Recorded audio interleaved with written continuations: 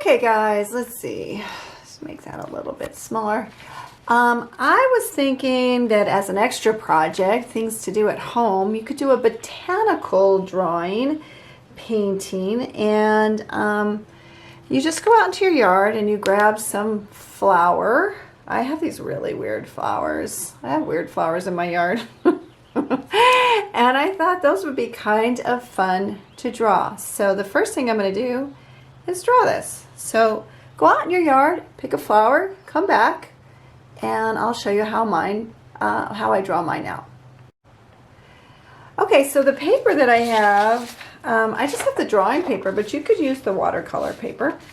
And I've got my flower here, and I'm just going to start off with a loose drawing. So I see that it comes up. And you just want to look at everything and how it goes. So this is called an observation drawing. And you want to see all the little things, the little bumps on it. This one's cut at an angle. Now, when I look at this, sometimes I get overwhelmed and I go, oh my gosh, I can't draw all that. Well, that's the nice thing about being an artist is you can, or doing art, you can kind of make it up as you go. So I'm looking at these little shapes and they're like little upside down bells like this. Okay, so I'm just going to do a whole bunch of that. And okay, so I have a pretty, hey, what got on there? I have a smudge. I have a pretty easy drawing of my flower. Of course, as an artist, you can change things up and take some things out, and I thought, wow, that's a lot of stuff to draw. So I made mine simpler and took some things out.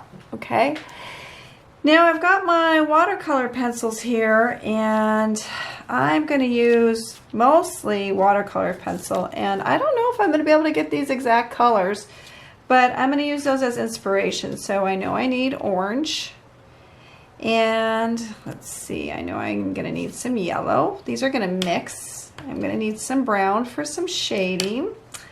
I'm going to need some pink. And if your pencils aren't quite sharp, if you have just a hand sharpener, just give them a little sharpening. You don't want them to be too sharp. And it looks like I'm going to need some, do I need green? No, maybe some blue for some shading.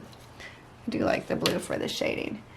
And what I'm going to do is I'm going to start coloring this guy, but I'm going to start with my lightest color first. And I like to give it a little bit of a glow of some yellow.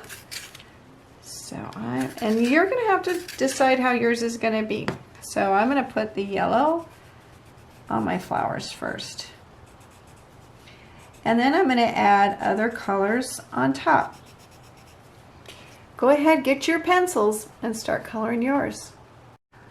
Okay, so I started with a base coat of yellow to make my flower just kind of have a little bit more of a glow to it. But you have to think about what color your flowers are and the color lesson we just did. So you want to stay with colors next to each other on the color wheel if you don't want brown. If you want brown, then that's okay.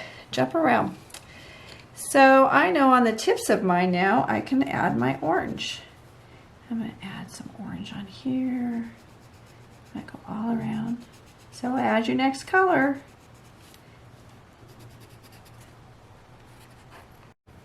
Okay, I've got my orange on. Now I'm going to add another layer and go in with my pink. Add another layer of color. So in watercolor pencil and watercolor, it's all about the beautiful, beautiful layers. So just keep adding layers, layer on top of layer. That's what makes it look good.